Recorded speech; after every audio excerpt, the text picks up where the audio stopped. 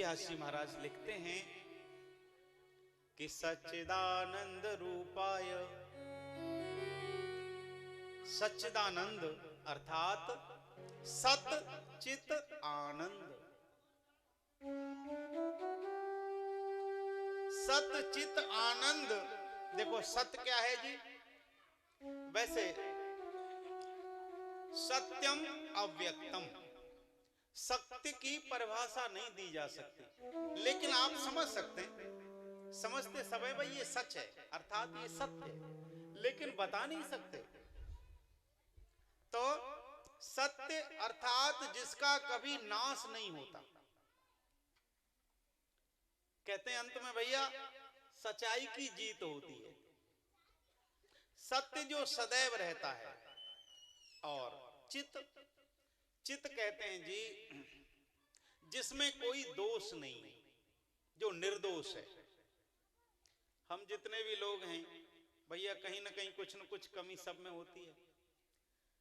क्या कोई ऐसा मिल सकता है जो वास्तव में निर्दोष हो? कुछ न कुछ दोष सबके साथ है। और तीसरा कहा जी आनंद। आनंद भी ऐसा ही शब्द है। देखिए जितने भी शब्द हैं, शब्दावली हैं, उन सब का विलोम मिलेगा। हमारे मास्टर साहब बैठे हैं, हिंदी के विद्वान रहे हैं, वो जानते हैं। लेकिन आनंद ये जो शब्द है इसका विलोम नहीं होगा। आनंद आनंद ही है, इसका उल्टा नहीं कर सकते, कुछ और कह सकते हैं। तो ये जो तीनों गुण हैं जी, सत्य अर्थात जो सदैव रहने वाले हैं, चित्त जिनमें कोई दोष भी नहीं है, कोई बुराई भी नहीं निकाल सकते, और भैया जो आनंद स्वरूप हैं वे केवल भगवान हैं अर्थात भगवान श्री कृष्ण हैं। ऐसे जो भगवान हैं उन भगवान को हम सभी प्रणाम करते हैं। श्री कृष्णाय वयं नुमः अर्थात हम सभी उन भगवान श्री कृष्ण को प्रणाम करते हैं। श्री व्यास जी लिखते हैं कि भैया इस संसार के लोग नित्य निरंतर देखते चले जा रहे हैं कि भाई समय आने पर सबको जाना पड़ता है। ये जो संसार है ये असार है अर्थात इसमें कुछ नहीं है, सब झूठ है। लेकिन इतना होते हुए भी हम ये सोचते हैं कि हम कभी यहां से जाएंगे नहीं, हम हमेशा रहेंगे। यही सोच करके सारी व्यवस्था करते हैं। हम भूल जाते हैं भैया कि नित्य प्रतिक्षण प्रतिपल हमारी आयु कम होती चली जा रही है, घटती चली जा रही है। और ऐसे लोग हम लोग कहां किधर जा रहे हैं? सब आगे जाकर के कहां रुकती है गाड़ी? गाड़ी रुकती है काल के पास। तो हम लोग क्या है कि काल व्याल मुख ग्रास त्रास निर्नाश है तवे श्रीमद् भागवतम शास्त्रम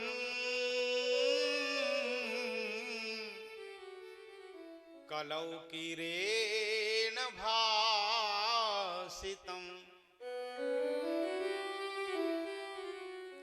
हम जो नित्य निरंतर काल की ओर बढ़ते चले जा रहे हैं, ऐसे हम सभी लोगों के लिए ये जो श्रीमद् भागवत शास्त्र है यही एक मुक्ति का साधन है।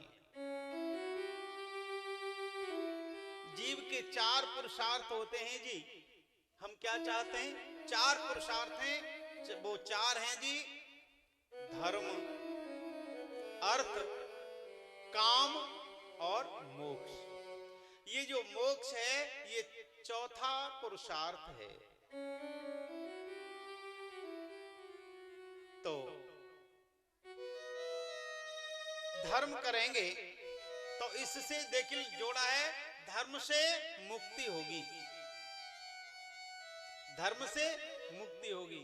धर्मो रक्षति रक्षतः, हम धर्म पर चलेंगे तो हमारी मुक्ति हो जाएगी, लेकिन अगर हमने अधर्म पर चले तो जाने क्या होगा। इसी प्रकार से अर्थ से काम की पूर्ति होगी, अर्थात धन से हमारी इच्छाओं की पूर्ति होगी। तो ये जो चतुर्थ पुरुषार्थ है मोक्ष, ये भगवान की शरण में जाना, ये मोक्ष है। अर्थात इस जीव को इस संसार के आवागमन से मुक्ति मिल जाए, यही मोक्ष है। ये श्रीमद् भागवत जो है ना, इस जीव को चारों पुरुषार्थ देने वाली हैं। भैया आप लोग कथा सुन रहे हैं, कथा कर रहे हैं, कथा करा रहे हैं, आप लोग धर्म कर रहे हैं। अर्थ इससे ये जो श्रीमद् भागवत हैं जी, ये कल्प वृक्ष हैं, कलयुग में कल्प वृक्ष के समान हैं। कल्प वृक्ष के नीचे जैसे जाकर के कोई जैसी इच्छा करता है ना, वही पूरा हो जाता है। एक पेड़ होता है कल्प वृक्ष, जिसके नीचे जाकर के जैसी इच्छा करते हैं वही पूरी हो जाती है। लेकिन ये भी समझना चाहिए भैया कि वहां जाकर के क्या मांगना और क्या नहीं मांगना। एक बार ना एक आदमी बड़ा धूप से व्याकुल हुआ, भूख प्यास से व्याकुल हुआ, चला जा रहा था, सोचता था कहीं अगर ठंडा मीठा जल मिल जाए तो आनंद हो। आकर के वो पेड़ के नीचे रुक गया। उसकी मन में इच्छा हुई भाई पानी पीने के लिए अगर ठंडा मीठा सा मिल जाता तो बड़ा आनंद होता। उसे पता ही नहीं था कि वो कहां है, तुरंत उसे जल मिला, ठंडा मीठा जल मिल गया, जल पी लिया। जब जल पी लिया, एक आवश्यकता पूर्ति हुई तो दूसरी उभरने लग जाती है, क्योंकि आवश्यकता जो है ना ये आवर्ती है, एक के बाद एक। जैसे यदि आपके पास पेन है तो इसमें स्याही की जरूरत भी होगी, अगर आपके पास मोटर है, कार है, उसमें पेट्रोल डीजल की भी जरूरत होगी। इसकी पूर्ति हुई तो अगली आवश्यकता, उसके बाद अगली। अब उसके मन में आया भाई ठंडा पानी पी लिया, अगर भोजन और मिल जाता स्वादिष्ट सुस्वादु तो बड़ा आनंद होता। तुरंत भोजन की थाली भी आ गई, उसने भोजन किया। और जब ये आवश्यकता पूर्ति हुई, भोजन कर लिया, मध्य प्रदेश भर गया। आप लोग जानते हैं फिर क्या करते हैं, जरा थोड़ा भोजन फैला लिया जाए, पचाया जाए। उसने कहा भाई अगर एक पलंग मिल जाता सोने के लिए तो जरा सुंदर पलंग भी मिल गया, आहा हा, उस पर लेट गया। लेट करके उसके मन में विचार आया भाई यहां जंगल है, यहां कोई है नहीं, अगर एक शेर आ जाए और मुझे खा जाए तो वो शेर आया और उसको मार करके खा गया, क्योंकि मुझे पता ही नहीं था उसे कि भैया वो कल्प वृक्ष के नीचे है, जैसी इच्छा करेगा वही पूरी हो जाएगी। तो साहब ये जो भागवत जी हैं, जिनको धन चाहिए उन्हें धन मिलता है, जिनको पुत्र चाहिए उन्हें पुत्र मिलता है, जिन्हें संसार में यश चाहिए उन्हें यश मिलता है। और भैया जिनको चौथा पुरुषार्थ अर्थात जो ये चाहते हैं कि हमें भगवान की शरण मिल जाए, उन्हें भगवान की शरण भी मिल जाती है। तो ये ऐसा चौथा पुरुषार्थ प्रदान करने वाली श्रीमद् भागवत हैं। इन भागवत कथा को सुन करके भैया ये जीव अपने कर्मों से चाहे जिस गति में चला गया हो, उस गति से उसका उद्धार हो जाता है। ये जो श्रीमद् भागवत जी हैं, इसलिए इनको कहते हैं प्रेत पीड़ा विनाशिनी। अर्थात ये जीव यदि अपने पाप कर्मों के द्वारा कहीं प्रेत आदि योनियों में भी चला गया हो, उससे भी, उस योनि से भी मुक्ति मिल जाती है, श्रीमद् भागवत कथा के श्रवण करने से। अच्छी बात तो ये है भैया कि समय रहते रहते और जीते जी हम ये समझ लें कि भाई हमारी, देखिए ये जो भी गति होती है ये शरीर की गति होती है, आत्मा की कोई गति नहीं है। आत्मा एक है सदैव, ना आत्मा को दुख होता है। कोई कोई कहते हैं सब कहो कि आत्मा मत सताओ। अरे भैया हम किसी की आत्मा को कैसे सता सकते हैं?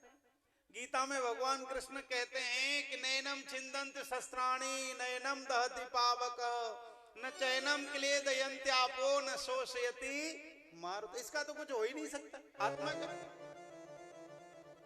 हम कह रहे हैं भैया हमने तो देखो साहब काऊ की आत्मा दुखाई ना है। भैया तुम आत्मा को तो दुखा ही नहीं सकते। किसको दुखा सकते हैं साहब? हम किसी को जो सुख और दुख देते वो मन को देते हैं। मन दुखेगा अगर हमसे कोई बुरी बात बोलेगा जो हमें अच्छी नहीं लगेगी तो हमारा मन दुखी होगा, आत्मा के ऊपर कोई प्रभाव नहीं पड़ेगा। तो ये श्रीमद् भागवत कथा के श्रवण करने से इस ये जो जीव है किसी भी योनि में, भूत प्रेत आदि किसी भी योनि में चला जाए, उससे इस जीव का उद्धार हो जाता है, कल्याण हो जाता है। तो पहले तो भैया ऐसा काम ही न किया जाए। और अगर हम चाहते हैं ऐसा काम न करें तो सब कैसा काम करें भैया? समय रहते रहते ये जीव भगवान की शरण में यदि चला जाए, भगवान का भजन करने लग जाए तो फिर वो पाप कर्मों से बचेगा। और एक और बात समझें, यदि हम ये समझ लें, हमें ये ध्यान रहे कि भाई हमें मरना है, और जब मरना है ये हमको ध्यान रहेगा तो पाप कर्म करने से बचेंगे, फिर पाप कर्म नहीं करेंगे। इसीलिए समय रहते रहते इस जीव को सामर्थ्य रहते रहते पुरुषार्थ करना चाहिए। पुरुषार्थ सबसे क्या भैया? कुछ अपने लिए भी कमा करके रखना चाहिए। है? हमने जितना भी कमाया अंत में अपने हाथ क्या लगा, अपने काम क्या आया? आप लोग पढ़े लिखे हैं, जानते हैं, हम जितना भी कमा रहे हैं ना उसका मुश्किल से 30% हम उपभोग करते हैं। हमने जितना बड़ा मकान बना दिया उसका 30% ही उपभोग कर पाएंगे, शेष दूसरे ही कर रहे हैं। तो हम ये जानते हुए भी कि हमारे साथ कुछ जाएगा नहीं, जाएगा भगवान का नाम। और भगवान का नाम जब जाएगा तो उस भगवान के नाम को लेना हम अभी से क्यों नहीं आरंभ कर देते जी?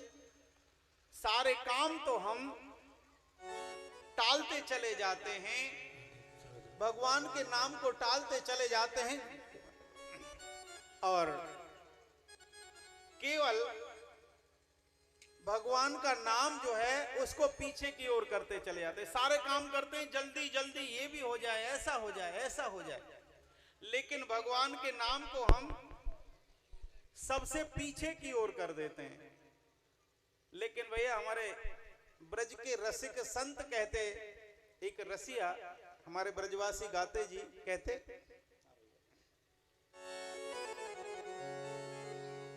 ब्रजवासी कहते जी हमारे, अरे जवानी में भजले राम, हाँ जवानी में भजले राम, और मत देखे आस बुढ़ापे की, जवानी में भजले राम, हाँ राम मत देखे आस बुढ़ापे की। अरे मत देखे आस बुढ़ापे की, मत देखे आस बुढ़ापे की, हाँ मत देखे आस बुढ़ापे की, मत देखे आस बुढ़ापे की।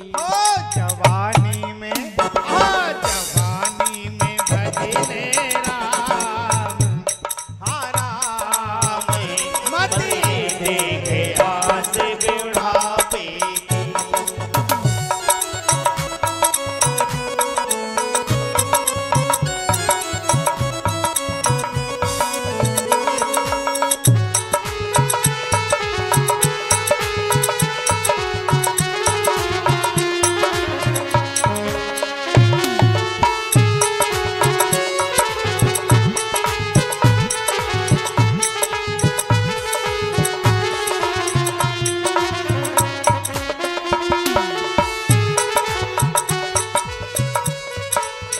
भैया बुढ़ापे में क्या होगा? अरे आँखन से अनुभव है जाएगो, आँखन सो अंधो है जायो। अरे आँखन से अनुभव है जाएगो, आँखन से अंधो है जायो। वर्मा जी आँखन पे कहा जाएगो? आँखन पे चश्मा चढ़ जाएगो, आँखन पे चश्मा चढ़ जाएगो। और अरे तो पे दर्शन, तो पे दर्शन कियो न जाए, हो जाए मते देखे आस बुढ़ापे की, हो जवानी में भजले राम, हाँ राम मति देखे आस बुढ़ापे की।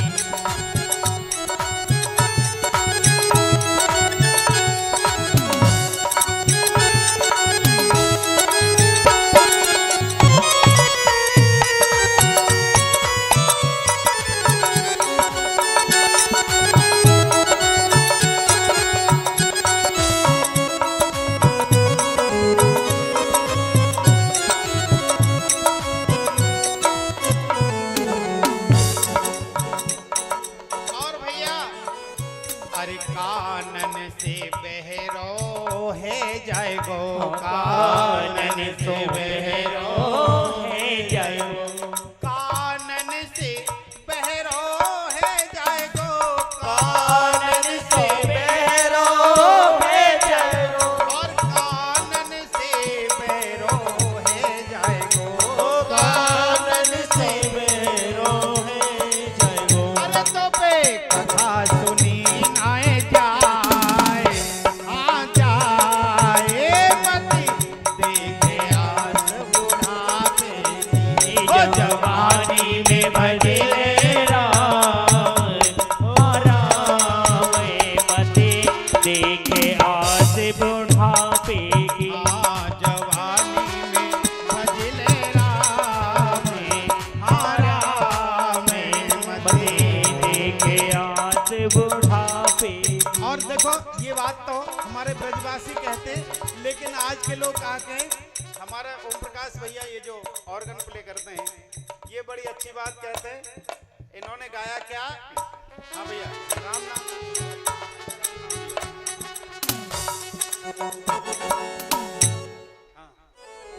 ना राम ना मिलीनो, ना कृष्ण ना मिलीनो, तिन भरी जवानी में तू डूबी के मर जा रे चुल्लू भर पानी में।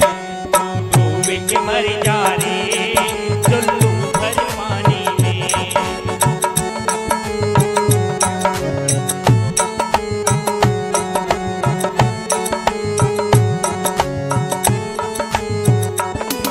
ना कृष्ण नाम लीनो, ना राम नाम लीनो, ना कृष्ण नाम लीनो, ना राम नाम लीनो, दिन भरी जवानी में तू डूब के मर जा रे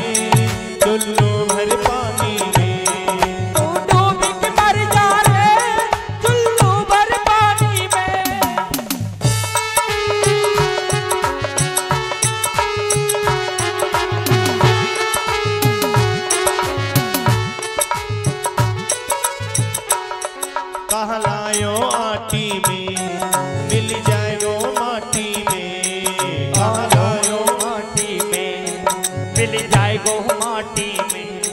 एक दिन काया तेरी कस जाएगी काटी में, एक दिन काया तेरी कस जाएगी कांटी में।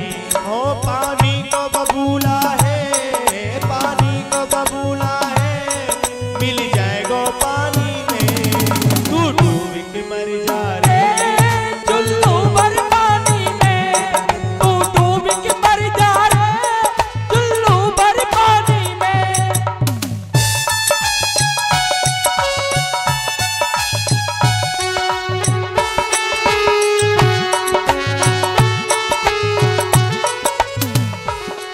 क्यों करता मेरा मेरा, या कुछ भी नहीं है तेरा, क्यों करता मेरा मेरा, यहाँ कुछ भी नहीं है तेरा। एक दिन होगा भैया मरघट में ही तेरा, एक दिन होगा भैया घर मरगट में तेरा। कुछ कमा के ले जा रे, कुछ कमा नहीं पायो ऐसी जिंदगानी में, तू डूब के मर जा रे चुल्लू भर पानी में। तू डूब के मर जा रे, चुल्लू भर पानी में। ओ ना राम नाम लीनो, ना कृष्ण नाम लीनो, ना राम नाम लीनो, ना कृष्ण नाम लीनो, तेरी भरी जवानी में, तू डूब के मर जा रे, चुल्लू भर पानी में। तू डूब के मर जा रे, चुल्लू मेरे तू डूब के मर जा रे, श्याम भर पानी में। तू डूब के मर जा रे। भैया ना कृष्ण नाम लीनो, ना राम नाम लीनो, तेरी भरी जवानी में, तू डूब के मर जाने चुल्लू भर पानी। भैया जवानी का भजन और जवानी की कमाई ये बुढ़ापे में काम आती है। अगर हमने जवानी में इस ओर ध्यान नहीं दिया तो बुढ़ापे में खाली हाथ रह जाएंगे। इसीलिए भैया ये ध्यान रख लें। तो ये श्रीमद् भागवत कथा इस जीव को भगवान की शरण भी देती है और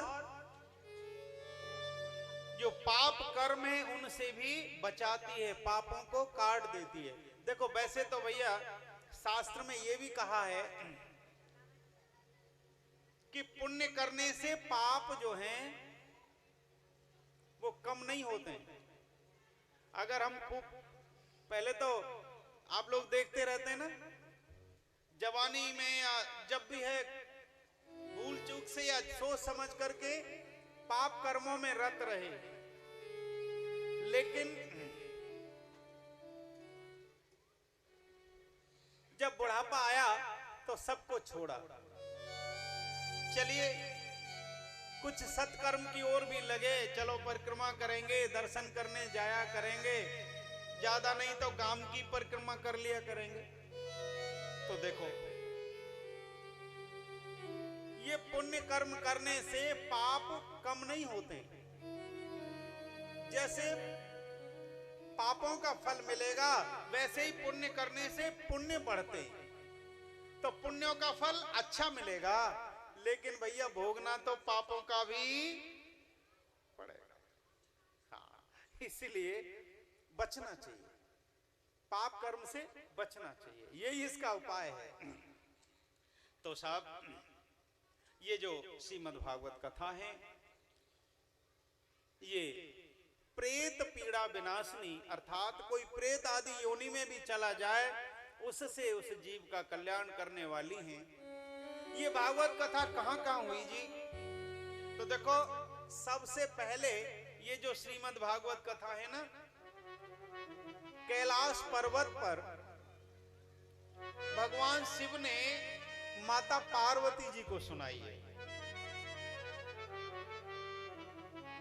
आप लोग जानते हैं माता पार्वती जी को एक दिन नारद जी ने कह दिया कि भगवान भोलेनाथ के साथ तुम्हारा कैसा पारिवारिक रिश्ता चलता है। पार्वती जी ने तो कहा बहुत अच्छा चलता है। नहीं ऐसा नहीं है। क्यों? अरे ऐसे ये सब घर घर की बात है। नहीं, घर जैसी कोई बात नहीं है, बहुत अच्छा मिलकर के चलते हैं, हम मिलकर के चलते हैं। हाँ, खूब मन गुण की बताते हैं, बिल्कुल। अच्छा, अगर बताते हैं तो एक बात बताओ कि क्या भोलेनाथ के गले में जो नरमुंडों की माला पड़ी है, पूछा तुमने किसकी है? पार्वती जी ने कहा हाँ, ये तो उन्होंने कभी नहीं बताया, मैंने पूछी भी नहीं। तो माता पार्वती जी ने कहा मैं अभी जाकर के पूछती हूँ, इसमें कौन सी बात है। नारद जी ने कहा रुक जाओ, मुझे निकलने दो, पीछे पूछना, मुझे जाने दो। पार्वती जी ने जब पूछा है कि हे नाथ, आप ये बताइए कि आपके मैंने सेवा में कोई कमी रखी है क्या? ना, ऐसी तो कोई बात नहीं है। फिर आप अपने मन की बात मुझे क्यों नहीं बताते? भोलेनाथ कहते भाई कोई बात तो मैं आपसे छुपाता नहीं, सब तो बताता हूं ना। क्यों? अरे आपने मुझे कहां बताया कि आपके गले में जो नरमुंडों की माला है ये किसके मुंडे? भगवान भोलेनाथ ने कहा ये नारद ने कुछ कहा? वो हाँ, उन्होंने ही तो बताया। भगवान भोलेनाथ समझ गए। ठीक है देवी, मैं ये बताता हूं, लेकिन बालक आज बहुत शोर कर रहे हैं, कोई एक आध इनको रोकिए।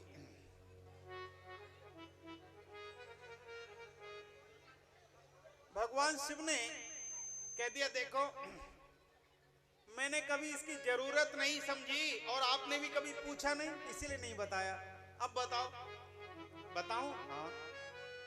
भगवान भोलेनाथ कहते हैं जो नरमुंड है ना, ये सब इनमें से कुछ तो तुम्हारे हैं, कुछ मेरे भक्तों के। मेरे? हाँ, मेरे नरमुंड आपने अपने माला में डाल रखे हैं। हाँ। कहां से? अरे तुम मर जाती हो, हम तुमसे प्रेम करते हैं ना, इसलिए प्रेम बस हम तुम्हारे नरमुंड अपनी माला में गले में डाल देते हैं। पार्वती जी ने कहा तो तुम नहीं मरते? अरे भाई हम नहीं मरते, तुम क्यों नहीं मरते हो? मैं क्यों मरता? भगवान ने समझाया ना चाहा भोलेनाथ ने कि भाई तुम, मैं इसलिए नहीं मरता कि मैं अमर कथा जानता हूं। अमर कथा? हाँ। ओहो, तब तो नारद जी ने बिल्कुल सच कहा। आप तो बड़े पेट में गांठ रखने वाले हो, कपटी हो। क्यों? आपने अमर कथा मुझे नहीं बताई। बताओ, मैं मर जाती हूं, तुम मरते नहीं हो।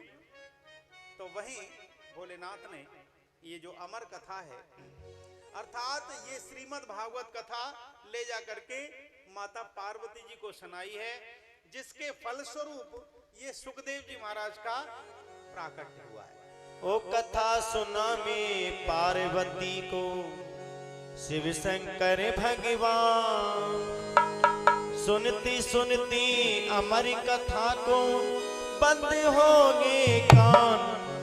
उमा की ही पड़ गए हो सूता, फूंक ना दे रे हो तोता। उमा की पड़ गए हो सूता, फूंक ना दे रे हो तोता। कोई कथा सुना में पार्वती को शिव शंकर भगवान। ओ सुनती सुनती अमर कथा को बंद हो गए कान। उमा की ही पड़ गए हो तोता, फूंक ना दे रे हो तोता। उमा की पड़ रहे हो तोता, हूँ गिरा दे रहे हो तोता।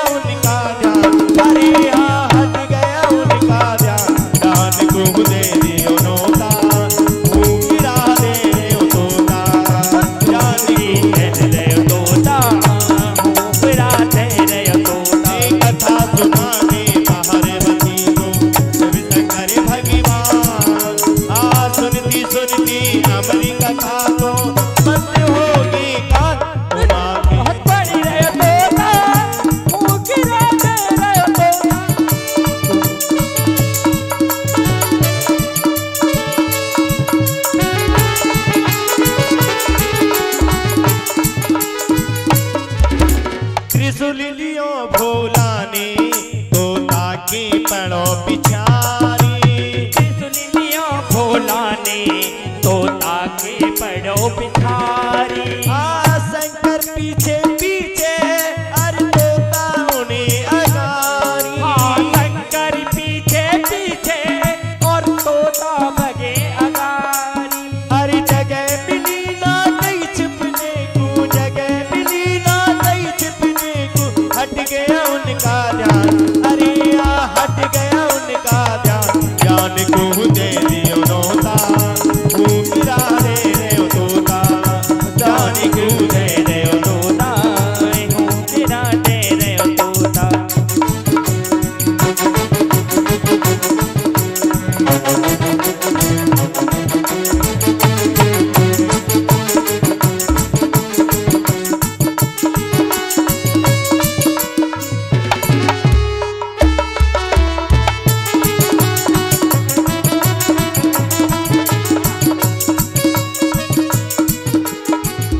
वेद व्यास की पत्नी बिटका मागे कहलाती।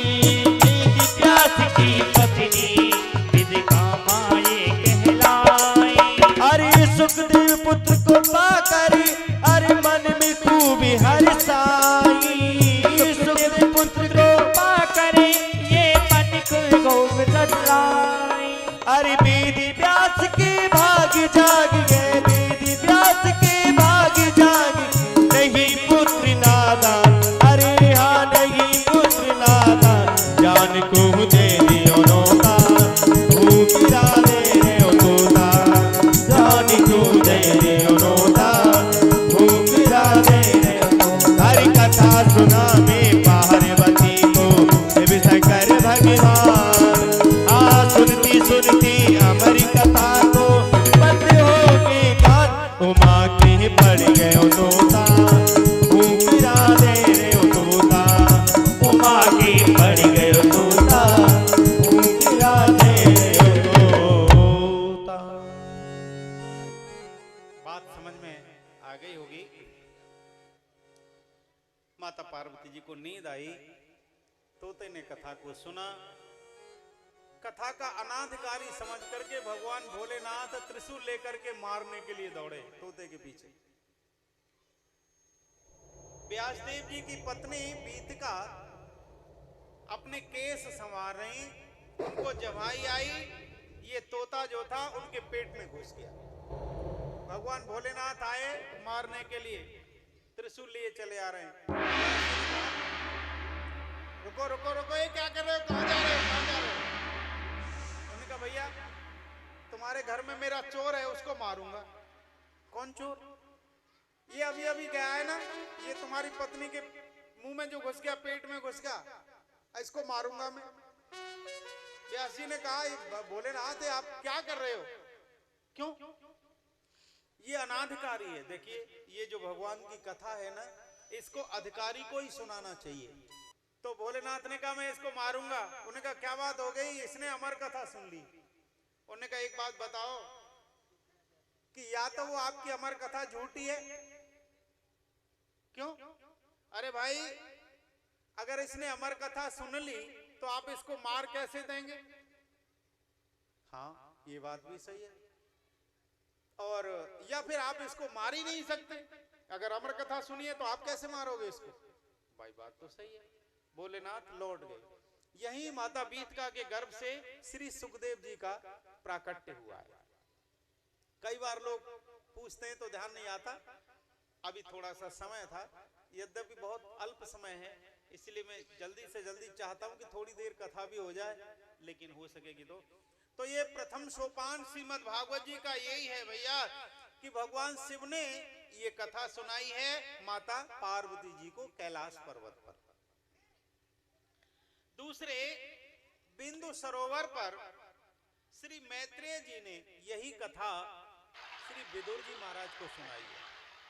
मैत्रेय जी ने, भाई कमाल कम हो गई, मेरे तक आवाज नहीं आ रही। और तीसरे यही कथा सुकताल में सुकताल जिसको कहते हैं, मुजफ्फरनगर जिले में, हमारे उत्तर प्रदेश में ही, वहां श्री सुखदेव जी महाराज ने राजा परीक्षित को सुनाई। और यही कथा नैमिषारण्य तीर्थ में, ये भी हमारे उत्तर प्रदेश में है, सीतापुर जिले में, वहां नैमिषारण्य में श्री सूत जी महाराज ने सौनकादिक 88,000 ऋषियों को सुनाई है। तो ये 4 जगह ये श्रीमद् भागवत कथा हुई है। क्योंकि कई बार क्या होता है, सूत जी कहने लगे हे ऋषियों, अब कहेंगे क्यों जी, कभी सूत जी आ जाते हैं, कभी श्री सुखदेव जी महाराज कहते हैं राजा परीक्षित। इसलिए ये बात मैंने यहाँ थोड़ा क्लियर करके चला कि ये 4 जगह पर कथा हुई है। तो ये जो श्रीमद् भागवत कथा है, इस कथा को सुनने से जीव के अनंत फलदायिनी कथा है ये श्रीमद् भागवत। और आप लोग सुनते रहते हैं कि धुंधकारी नाम का जो प्रेत अपने पाप कर्मों के कारण से प्रेत योनि में चला गया, वह भी इसी श्रीमद् भागवत कथा को सुनकर के भगवत धाम को चला गया। देखो, ये जो प्रेत हो जाते हैं ना, उस प्रेत को अपने जो घर की नाली है ना, नाली आप लोग जानते हैं, मोरी कहें हमारे यहाँ ब्रज में, यहाँ से इस मोरी में, इस नाली में उसको बास मिलता है, जहां से घर की गंदगी बहती है ना, मल मूत्र आदि निकलता है, वहां इस प्रेत को स्थान मिलता है। इसका मुंह नहीं होता है, एक सुई में धागा डालने जैसी जगह होती है, उसी में से इसको जो कुछ भी मल मूत्र आदि जाता है उसे ये पाता है, उसी से इसका पोषण होता है। सारा शरीर जलता है, और जब ये कुपित हो जाता है अर्थात क्रोधित होता है, तो अपने घर वालों को ही सताने लग जाता है।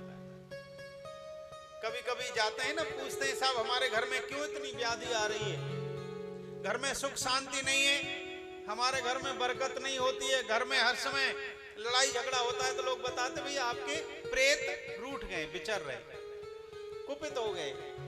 तो उसके लिए ये श्रीमद् भागवत कथा ही एक अमोघ अस्त्र है। ये श्रीमद् भागवत कथा के लिए श्री सूत जी महाराज कहते हैं, हे ऋषियों सुनो, ये कथा कैसी है कि यह भागवत पुराण सुने, और भय पापी बहुपार, धुंधकारी संवाद ले, तो पहुंचे हरि के द्वार। इस कथा को सुनकर के धुंधकारी जैसा पापी भी भगवान के धाम को चला गया।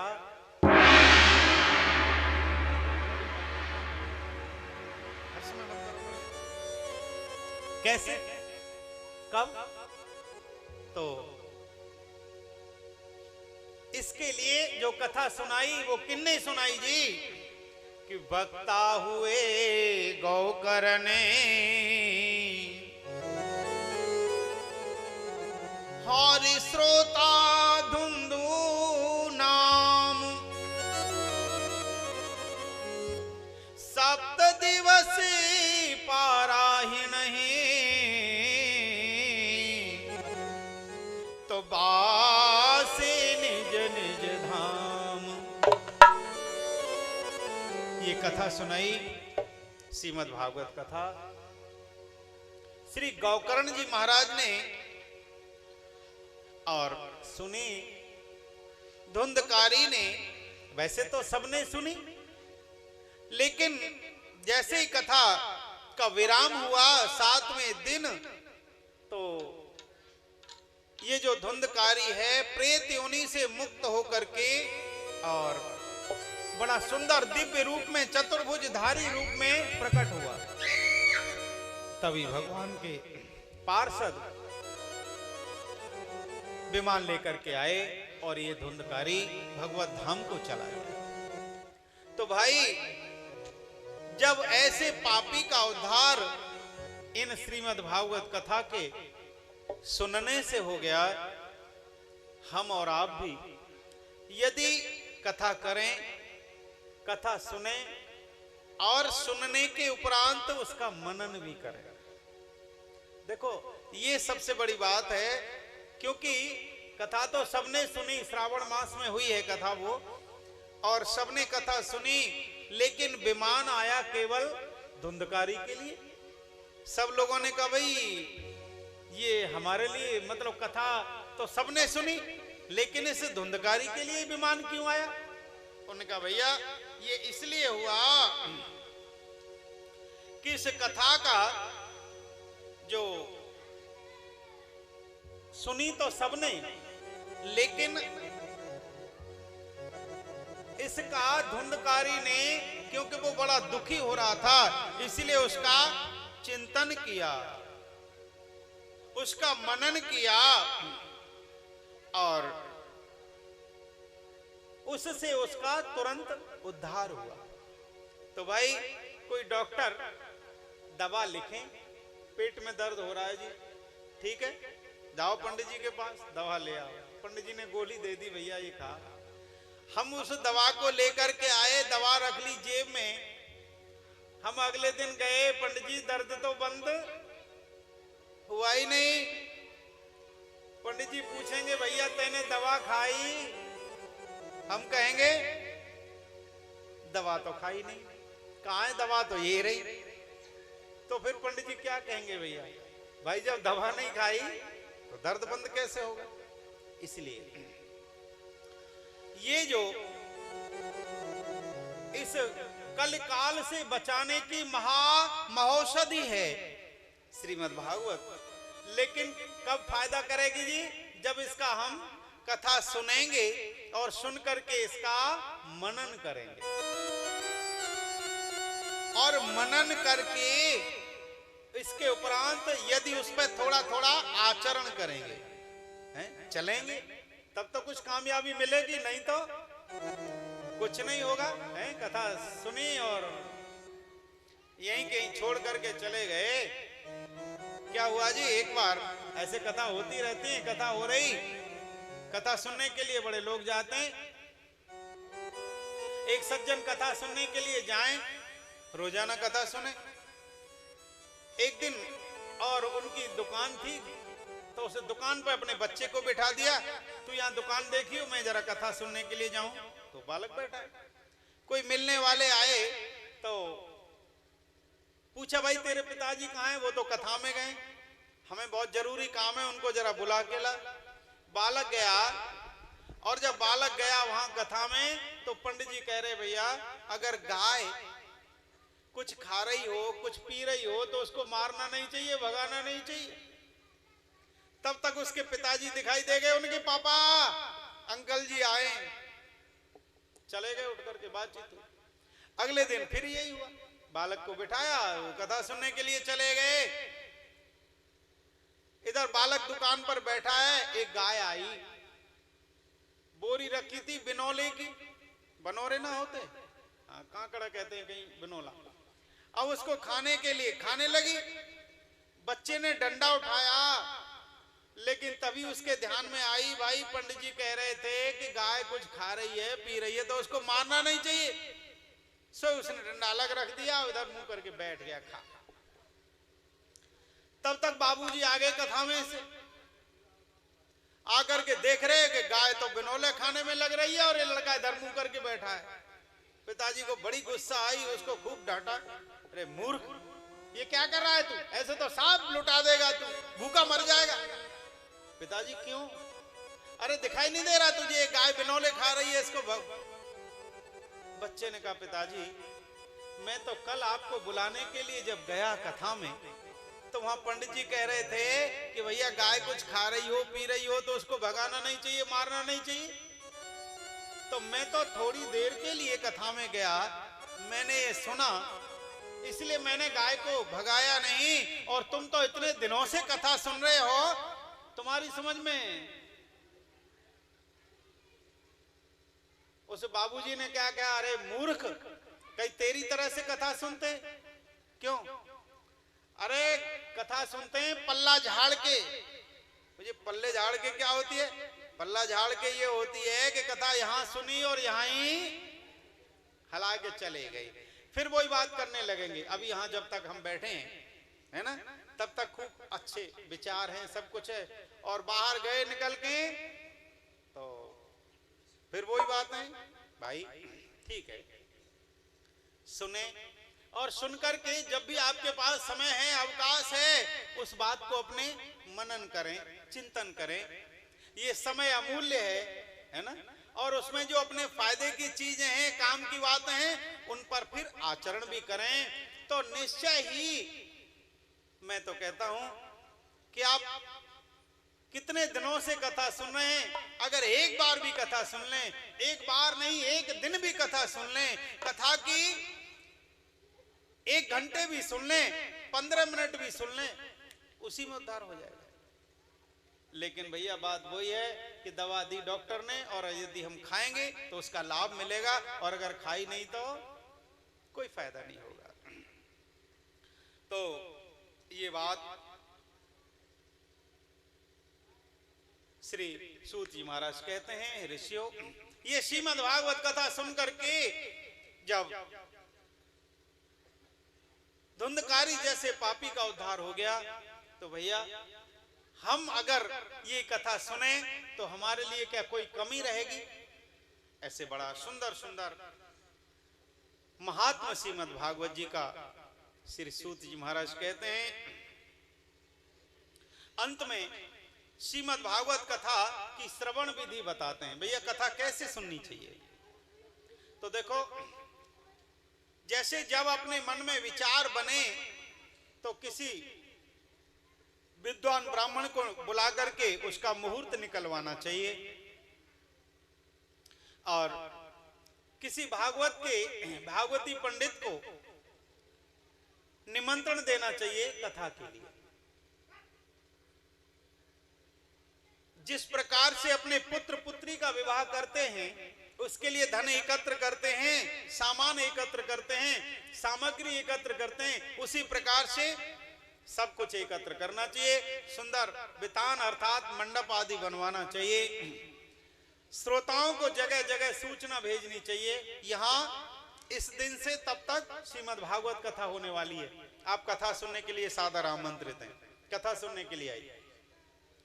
उनके लिए सुंदर बैठने की भी व्यवस्था बढ़िया होनी चाहिए, जिससे लोग बैठ सकें आराम से। आप लोग जानते हैं बैठना सबसे कठिन काम है।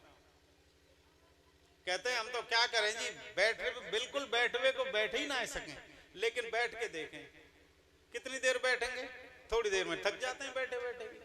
तो ऐसा व्यवस्था। और यहां श्रीमद् भागवत में इन बालकों को सब आगे आगे बैठते, बात आवाज आती है। एक बात और विशेष रूप से कही जी कि भागवत का वक्ता कैसा होना चाहिए। इन श्रीमद् भागवत जी का वक्ता कैसा होना चाहिए, कथा कहने वाला कैसा होना चाहिए, आगे सुनने वालों के लिए भी कहा है, वो भी हम कहेंगे।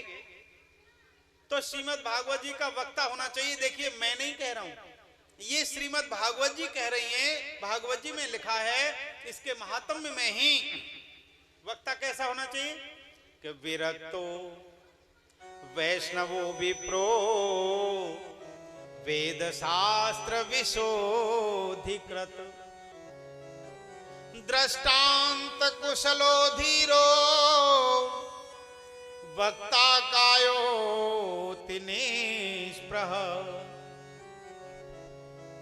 वक्ता कैसा होना चाहिए जी कि विरक्तो, अर्थात विरक्त मतलब बहुत माया में फंसा हुआ नहीं होना चाहिए। हम जब भी जाते हैं कहीं किसी से कथा कहने वाले के पास में, तो सबसे पहले बात एक ही आती है, क्यों साहब कितने रुपया लोगे, करेंगे कि ना? भाई स्वाभाविक बात है, कराने वाला यही पूछता है कहीं ऐसा न जाए कि पीछे से हमारे टोपरा पीट दे, हाँ हमको तो ये चाहिए वो चाहिए इतना। इसलिए आज बात हो गई, पहले तय करके कथा करते। लेकिन भैया श्रीमद् भागवत जी में तो ये कहा कि जो वक्ता है, देखिए आपने कहा कथा करनी है, आपने कहा क्या लोगे, और मैंने कहा इतने रुपए लूंगा, तो ये कोई कथा हुई क्या भाई? ये तो व्यापार हो गया, ये तो व्यापार है। आपने मुझे पैसा दिया, पहले तय कर लिया, और वो मैंने आपसे ले लिया, तो ये कोई कथा नहीं। न मैंने आपके लिए कुछ किया, न आपने मेरे लिए कुछ किया। इसीलिए विरक्त अर्थात भगवान की कृपा पर निर्भर, भैया जो कुछ गोविंद करेंगे अच्छा। तो पहली शर्त ये कि वक्ता विरक्त होना चाहिए। दूसरी बात क्या जी? वैष्णवो, अर्थात वैष्णव होना चाहिए। वैष्णव का अर्थ यह है जी, भगवान राम कृष्ण को मानने वाला होना चाहिए। और ऐसे पहचान अगर आप जानते हैं, वैसे आप लोग, कि ऊर्ध्व पुंडधारी होना चाहिए। जिसका तिलक ऐसे ऊपर की ओर हो वो वैष्णव होते हैं, और ऐसे जो तिलक होता है वो शैव या शाक्त होते हैं। तो श्रीमद् भागवत जी क्योंकि भगवान श्री कृष्ण की कथा का सरस ग्रंथ है, इसलिए इस कथा का कहने वाला भी रसिक होना चाहिए, वैष्णव होना चाहिए। वैष्णवो, तीसरी शर्त रखी जी, विप्रो, ब्राह्मण होना चाहिए।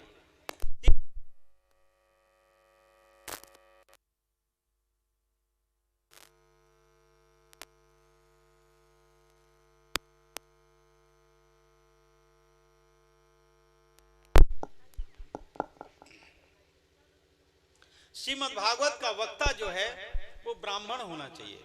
ब्राह्मण के मुख से कथा सुनने से कल्याण होता है। आप लोग बुरा मत मानिए, आज सातों जात कथा कह रही है ना, लेकिन भैया श्रीमद् भागवत में ऐसा नहीं है कि ब्राह्मण के अतिरिक्त किसी से कथा सुनेंगे तो वो क्या होगा। वो तो ऐसे ही मानो भैया, ऊसर बीज वये फल जथा, जैसे ऊसरा में बीज बह दो तो का उपजेगा। तो और भैया आगे कहा, वेद शास्त्र विशुद्धिकृत। ये जो श्रीमद् भागवत है ना, ये अगाध ग्रंथ है। इसमें कहते हैं कि विद्वानानाम भागवते परीक्षा, विद्यावतानाम भागवते परीक्षा। श्रीमद् भागवत जी में ही विद्वानों की परीक्षा होती है। आप लोग सुनते रहते हैं, कितने लोग आप कथा सुनते हैं कि कथा होगी 30%, व्यथा होगी 70%, है ना। जैसे कथा कहने वाले होते हैं ना, कुछ आप कथा, कुछ बाप कथा, कुछ दंत कथा, सब कथा मिला करके। तो हाँ, ये बात अवश्य है कि ये जो कथा है उस कथा के ही आधार अधिक से अधिक कथा में ही चले, कथा कहें नहीं। और ये जो श्रीमद् भागवत है, ये अगाध ग्रंथ है, इसको समझना सबके बस की बात नहीं है, सबसे होता नहीं। इसीलिए कहा भैया विद्यावतानाम भागवते परीक्षा, ये विद्वानों की परीक्षा होती है। इसको समझें और समझ करके श्रोताओं को बुद्धि लब्धि के अनुसार, श्रोताओं की आईक्यू जो कहते हैं ना, आईक्यू, कि भाई उनकी कितनी बुद्धि लब्धि है, कितना पकड़ सकते हैं, कितना समझ सकते हैं, उसके अनुसार उनको समझाएं।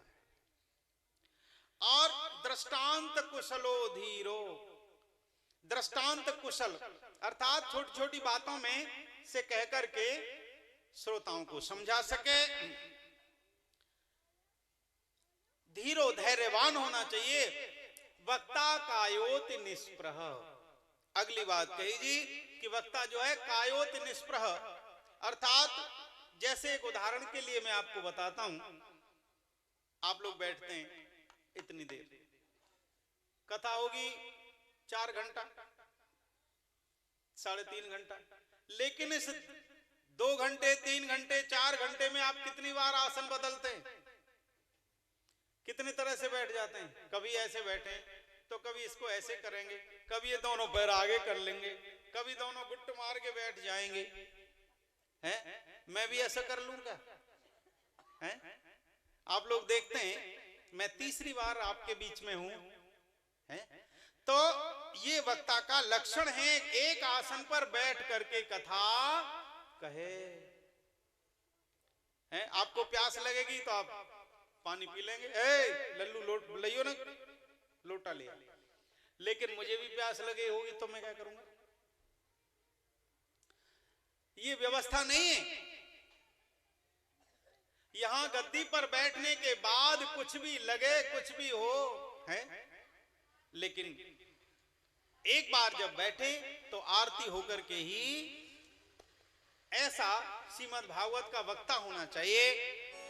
और आगे जब समय आएगा तो श्रोता के भी लक्षण कहेंगे। एक बात और निवेदन कीजिए, क्या श्री सूत जी महाराज ने कहा, भैया कि विष्णु दीक्षा विहीना नाम नाधिकारम कथा श्रवे। अर्थात जो अब तक भगवान के शरणापन्न नहीं हुए, अर्थात जिन्होंने गुरु के शरणापन्न नहीं हुए, जिन्होंने गुरु धारण नहीं किए, उनको भागवत में तो यही लिखा है जी कि उनको तो कथा सुनने का अधिकार ही नहीं है। कथा सुनने का अधिकार नहीं है तो फिर काहे के लिए बैठे हो? क्यों अपना समय नष्ट कर रहे हैं? क्यों अपना धन खराब कर रहे हैं? भैया ठीक बात है, जब तक ये जीव गुरु के शरणापन्न नहीं होता तब तक जो कुछ भी भजन जप तप दान पुण्य यज्ञ आदि कर रहे हैं उसका कोई फल नहीं मिलता। तो फिर लेकिन हम लोग प्रतीक्षा करते हैं, भैया कब गुरु बनाएंगे? जब हमारे जैसे कोई कहते हैं ना भाई संत आदि, भैया गुरु बना लो। गुरु कैसे बना लें जी? क्यों? अभी तो हमारे माँ बाप बैठे हैं। पहले माँ बाप को गोली मार देना है, जब माँ बाप मरेंगे, माँ बाप के मरने की प्रतीक्षा कर रहा है अच्छे काम के लिए, बुरे काम के लिए कभी प्रतीक्षा नहीं की। तो भैया क्षमा करें, कभी कभी कड़वी बात निकल जाती है। माँ बाप अच्छे काम करने के लिए रोकते हैं, विचार करो आप लोग, रोकते हैं क्या माँ बाप? अच्छा काम मत करे, बुरा काम कर, कोई ये चाहता है क्या? फिर हम क्यों अपने माँ बाप के मरने की प्रतीक्षा कर रहे हैं? जब माँ बाप मर जाएंगे तब गुरु बनाएंगे। अरे भैया देखो, ध्रुव जी ने क्या माँ बाप के मरने की प्रतीक्षा की है? ध्रुव जी कितने साल के थे? 5 वर्ष के। तभी उन्होंने दीक्षा ली और भगवान को प्राप्त भी कर लिया, भगवान मिल गए उनको।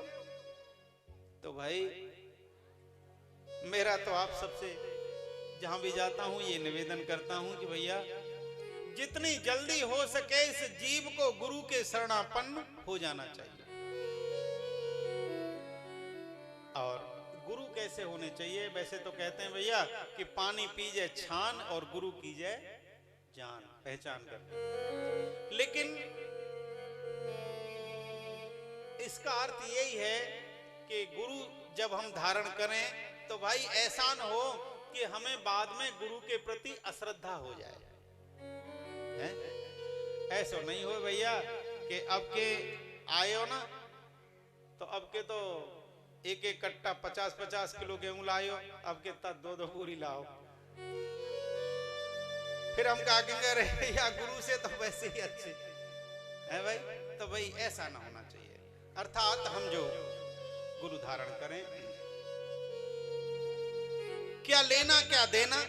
कई बार मेरा भी जाना ना होता है ऐसे कथा करने के लिए। हम कहते हैं, लोग आते भी हैं, कहते हैं कहते हैं साहब हम दीक्षा लेना चाहते हैं। गुरुजी आप क्या लेंगे, क्या देना है आपके लिए, क्या लाना है? भैया क्या दोगे तुम? अरे भाई मैं आपको ये भगवान का नाम दूंगा, उस नाम के बदले तुम मुझे क्या दे सकते हो बताओ? क्या इसकी बराबरी है कोई संसार में? वैसे भैया संत तो बड़ी सुंदर सुंदर बात कहते हैं कि गुरु शिष्य का कैसा रिश्ता होना चाहिए, कैसा संबंध होना चाहिए। तो उसमें कहा क्या,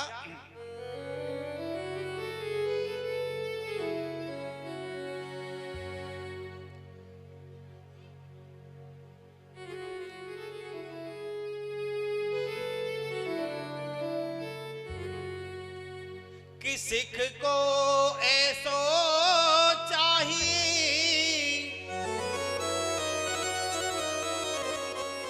और गुरु को सर्वस दे,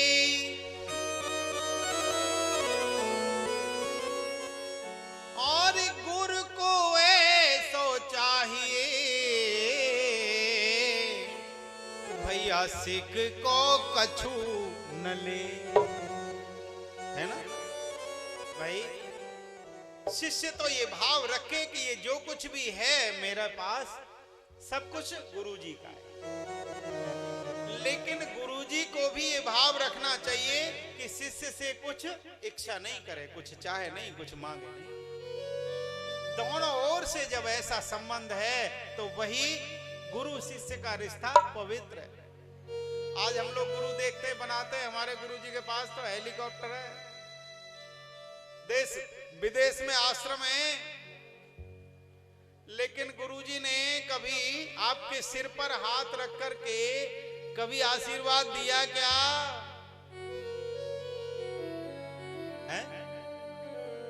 जो पैर छू करके 1000 रुपए, 5000 रुपए, 11000 रुपए देंगे, गुरुजी वाके सिर पे हाथ रखेंगे और जाने 100 रुपया 50 रुपया दिए वामा देखे भी ना है। तो फिर ये मैं ऐसे ही नहीं कह रहा, मैंने देखा। एक बार मैं भी गया, ऐसे उत्सव हो रहा था हमारे कुसुम सरोवर पर, तो मैंने देखा तो थोड़ा मुझे भी अश्रद्धा हुई कि देखो, तो भैया गुरु वही जो भगवान का नाम जाप करने के लिए थे। ऐसे गुरु नहीं, कहीं मंदिर में मत जाओ, कुछ दान पुण्य मत करो, कभी कथा कीर्तन मत सुनो, है? तो फिर क्या करें? जो कुछ भी हूं वो मैं हूं भैया। ऐसे मैं कहने वाले का क्या हस्त्र होता है आप लोग जानते हैं, देख रखा है आपने, है? आज कितने ही गुरुओं की कैसी दशा हो गई कि गुरुजी कहां से कहां पहुंच गए। तो आज ये सब क्यों हो रहा है? ये लालच के कारण से। तो ऐसा हो कि जीवन में जितनी जल्दी से जल्दी हो सके भैया गुरु धारण करें, और जब गुरु धारण करेंगे तो निश्चय हमारा गुरुजी जो मार्ग बताते हैं उस मार्ग पर चलेंगे, वहां उस मार्ग पर चलने से हमारा कल्याण हो जाएगा। और भैया अगर नहीं तो कैसा होगा कि लोभी गुरु लालची चेला और नरक बीच होए